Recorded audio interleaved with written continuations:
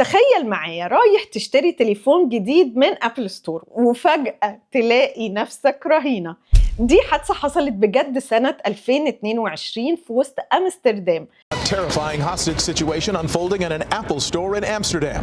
القصة دي بقت دلوقتي فيلم على نتفليكس اسمه I Hostage. هحكي لك القصة الكاملة.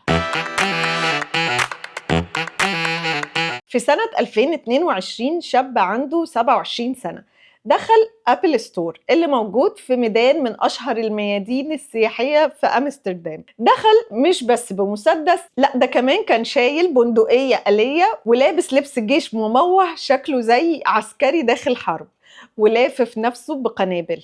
الناس اللي جوه المحل جريوا بسرعة، ما تبقاش غير واحد بس مسك فيه رهينة، و4 دخلوا استخبوا في المخزن بتاع المحل وهو ما كانش يعرف ان هم موجودين اصلا. الدور التاني بقى كان فيه حوالي 70 شخص وغالبا هو مش واخد باله برضه. هو ماسك في الواحد اللي لقاه، طلب فدية مرعبة 200 مليون يورو، وكمان مش كاش، لا بالعملات الرقمية البيتكوين، وقال لو ما طلبه ما تنفذتش هيفجر نفسه. وبعد ساعات طويلة من التوتر والرعب، الرهينة كان راجل عنده 44 سنة. الراجل ده عمل حاجة مستحيل تتنسي.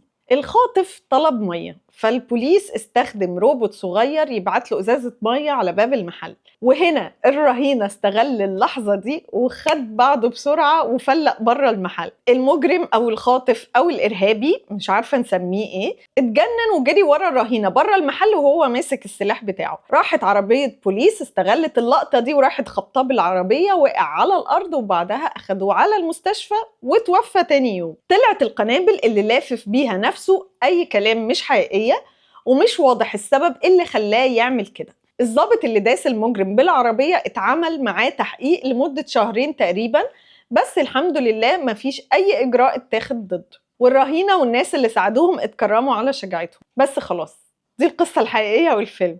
انا نمت مرتين مثلا وانا بتفرج على الفيلم ومستنية اي حاجة تحصل تشد، مفيش. بس كان نفسي مثلا في نهاية الفيلم الاقيهم ادوا كل واحد من الرهاين ايفون هدية مثلا او اي حاجة، بس حتى ده ما حصلش. الفيلم ممل جدا وما انصحش اي حد يتفرج عليه، هتضيع 2 ساعة من عمرك مالهمش لازمه. انا قلت لك كل اللي حصل وما فاتكش كتير، بالعكس انا كمان وريتك المشاهد الحقيقية اللي حصلت وقت الحادثة اللي اتصورت من الكاميرات اللي كانت موجودة في الشارع. ما تنسوش تعملوا سبسكرايب للشانل علشان ما تضيعوش وقتكم في فيلم زي ده مدته 2 ساعة ما يستاهلش انك تضيع وقتك عليه. عايزاكم تقولولي ايه اخر فيلم شفتوه وندمتوا انكم شفتوه ضيعتوا فيه وقتكم، واكتبوا لي اسامي الافلام دي في الكومنتس عشان ما ضيعش وقتي انا كمان واتفرج عليه. ولا السينيمانيا اصدقائنا اللي بيحبوا الافلام يحبطوا لما يشوفوا فيلم فاكرين انه يطلع حلو ويطلع